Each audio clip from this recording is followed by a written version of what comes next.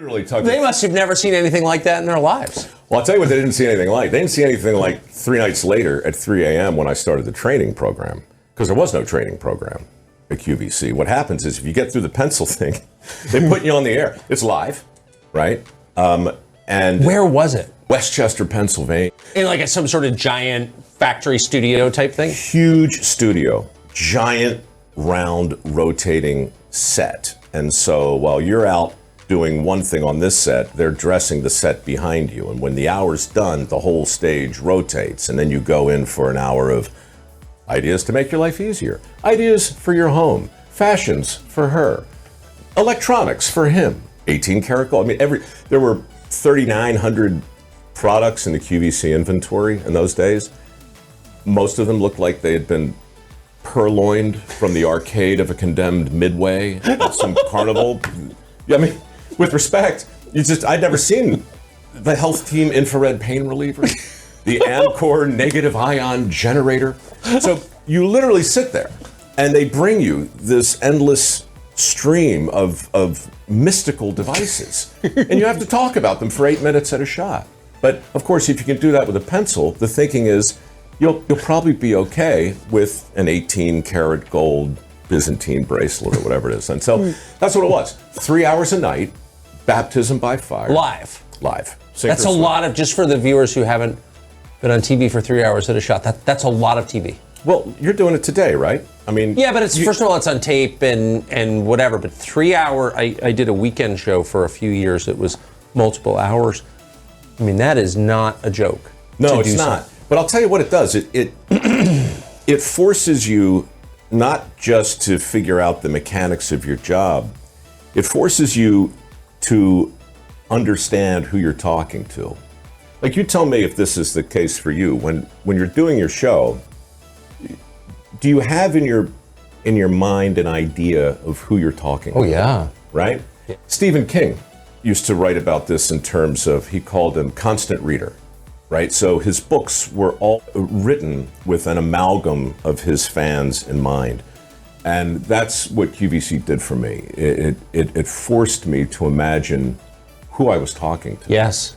Right? And it trained me. I mean, I make a lot of fun of it these days, but the truth is, there was no better training program. No, I can't imagine there could be better. For television, 3 hours live like every day talking with no script? No script and no delay. No 7-second delay. So I'll tell you some stories off air that you will. Unbelievable stories. Because if you can get on the air and the camera is locked down like it's on me right now, you're just there. And the technical director just walks away from the camera. It's 2 a.m, he's getting a cup of coffee, and you get somebody on the air who decides they're going to say the most deeply inappropriate thing you've ever heard about you, okay? And I mean, the obscenity is breathtaking, and there's nothing you can do except sit there and blink at the camera, right? And watch everybody around you kind of collapse. It's, you know, that kind of thing doesn't happen much today because, you know, you've got delays and you got everything's controlled, yeah. There's nothing controlled. These guys had a tiger by the tail. And today, it was successful. QVC actually worked. They did $9 billion last year. That's insane. How long were you there? Forever. No, I was fired 3 times over the course of 3 years and hired back each time. In part, I didn't take the job super seriously. Yeah. But in my defense, I was told from the get-go that my job wasn't to sell the product. My job was to get the people watching. The products would sell themselves. And the programmers would arrange them in a way that would make the transaction positively irresistible to the viewer. My job was just to be sort of charming, right, and keep the wheels on the bus. But at 3 a.m, when you're trying to figure out who you're talking to and who you are and how you wound up here, the temptation to make fun of the eel skin wallet from the Lee Sands selection is virtually irresistible. I can't even imagine. And so I lapsed into a kind of, my job, as I redefined it, was to gently make fun of the products and politely ridicule the viewer. And so this happened for 3 hours a night for 3 years. And I was able to turn that weird little chunk of real estate into a kind of variety show. starring products I didn't understand and viewers that honestly were a lot of codependent inebriates. Right? Totally, or nursing mothers, or whatever's going on. Yeah, right? who's watching at that hour? But I wound up loving them. I wound up falling in love with that collective amalgam of people. Looking back, what that job really did for me was it made me a really good auditioner. Yeah. And so when I finally did embark on my actual career when I was 30, I got out of QVC when I was 30. And that's when I finally got my toolbox together. Everything my grandfather had told me to do 10 years earlier, I could talk at length about nothing at all. I could write, I could sing, I could do some stuff. Yeah. And so I went to Hollywood and New York with the mindset of a tradesman. Yes. I was not swinging for the fences. I was not looking for home runs. I didn't want a hit show. Last thing I wanted was a hit show. My career early on was based on Travis McGee, Yeah. right? From John D. McDonald, Totally. the famous salvage expert who took his retirement in early installments and just came out of it every now and then to do a job. And that's how I looked at it. And I hit a couple stand-up doubles, but mostly singles for 12 years. What did you do? I worked for American Airlines, producing a lot of their in-flight entertainment. I worked for PBS, doing a show called New York Expeditions. I worked for Dick Clark, hosting a game show called No Relation. I worked for the Medical Broadcasting Company, hosting a show for Prevention Magazine called Body Sense. Dozens of shows. I touched everything like it was hot. I got paid for my trouble, not a lot, but fairly. And then I took some time off and I came back and I did it again. I narrated everything. If there was a wildebeest trying to get across the vast reaches of the barren Serengeti, but being tragically slowly consumed by hyenas and jackals, I was telling you about it. And note to self, never works out for the wildebeest. No, it never does. You don't want to be the slowest animal in the savannah. Don't leave the herd.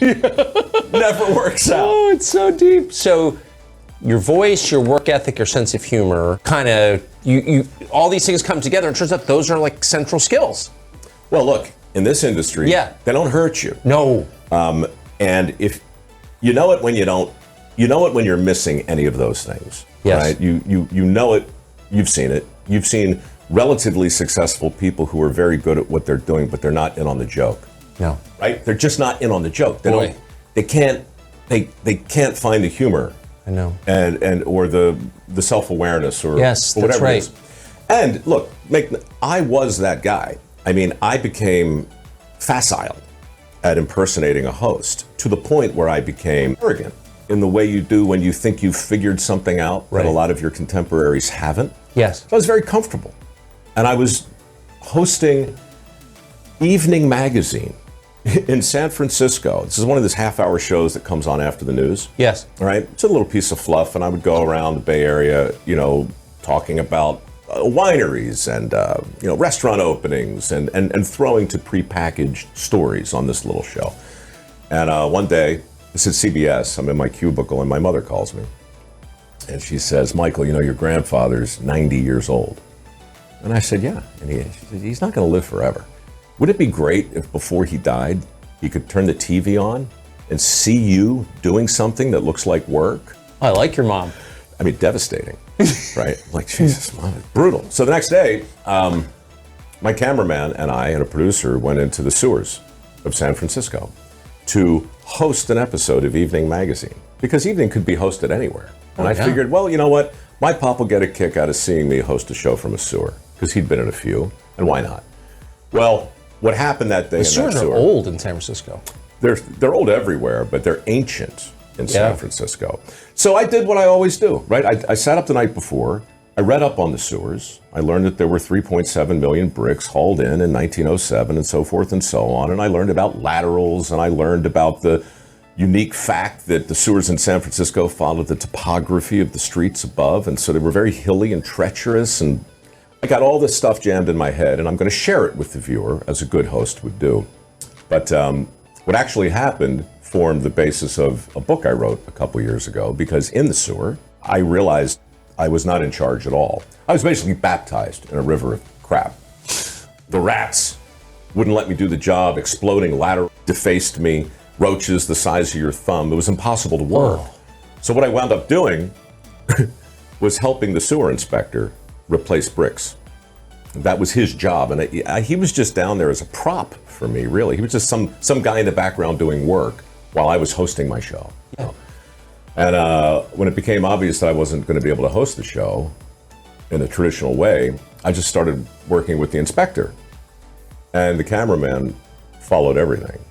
And what wound up going on the air a couple nights later was a segment with Mike in the sewer, with a sewer inspector, replacing rotten bricks. And in the conversation, the completely unscripted conversation I had with the sewer inspector, we learned everything that I had put in my head the night before. We just didn't learn it from me.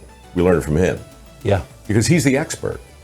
This anonymous guy laboring out of sight and out of mind suddenly became the featured player in a conversation/interview with this guy who had been impersonating a host, this former opera singing, barbershop singing, QVC selling guy who suddenly at 42 is having the first truly authentic moment on TV that I'd ever had.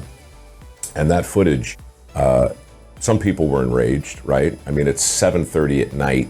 It's the Bay Area. People are sitting down in Marin to enjoy their meatloaf, or For sure. maybe a heartwarming story of a three-legged dog overcoming canine kidney failure or something. Yes. And they get me crawling through a river of crap, right? I mean, unspeakably filthy conditions, sweating and working.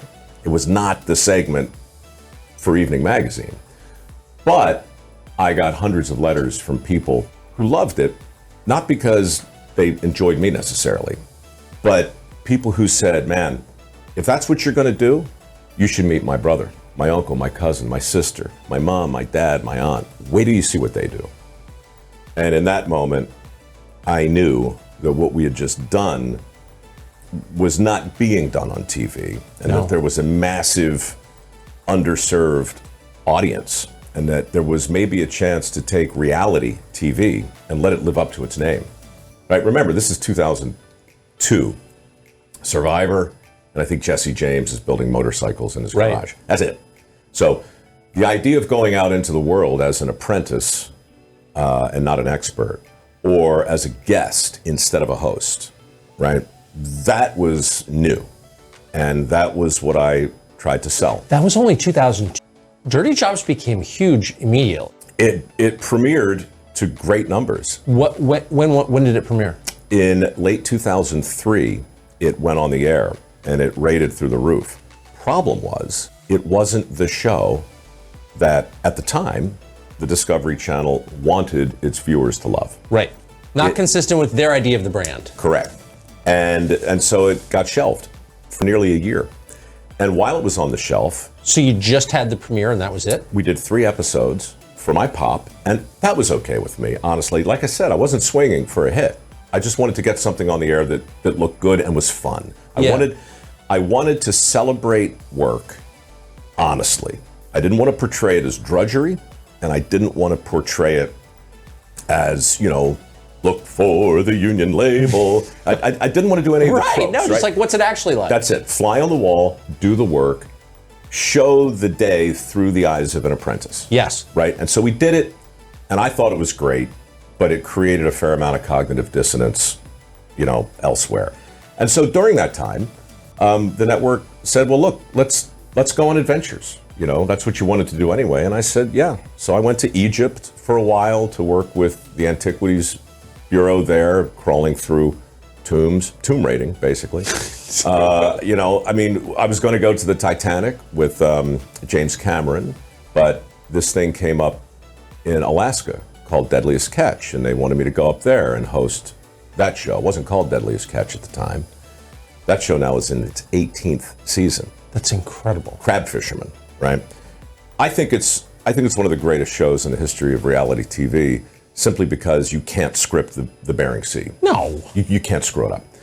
So I went up there, and that was remarkable. That was 2004, and while I was up there, 6 men died. So 6 weeks up there, I went to 6 funerals, and I didn't know what I was doing, right? And they weren't sure what I should do. Are you a host? Are you a greenhorn? Is this a documentary? We didn't know. You know, we just knew that there was a world of work up there, unlike anything we had seen before. And when we came back with the footage, the network looked at it, and that's when they were like, well, you know what? We're going to go with this, but it doesn't need a host. It might need a host. We're not sure. But that Dirty Jobs thing could be interesting, too. What do you think? And I had to choose. You know, you can't host 2 shows, the same network at the same time, unless you're Tucker Carlson, of course. Today and tonight. And tomorrow. I'm waiting for Tucker Carlson tomorrow. Tucker Carlson. So are many people. So next week. No, but look, in the end, you know, when in doubt, pick the show with your name in the title. Yes. So Dirty Jobs with Mike Rowe went on the air in earnest in 2005. Deadliest Catch, I stayed on to narrate. And I did both those. I'm still narrating. You've been Deadliest voicing Catch. that show for 18 years. Every episode. And I love it because I like days aren't identical to the one before it. Yeah. Or after it. And so if you do a fair amount of voiceover and a fair amount of immersed television and a fair amount of writing and a little bit of acting and some writing, then you can have a full and balanced life. well, I wouldn't say balanced, but full for sure.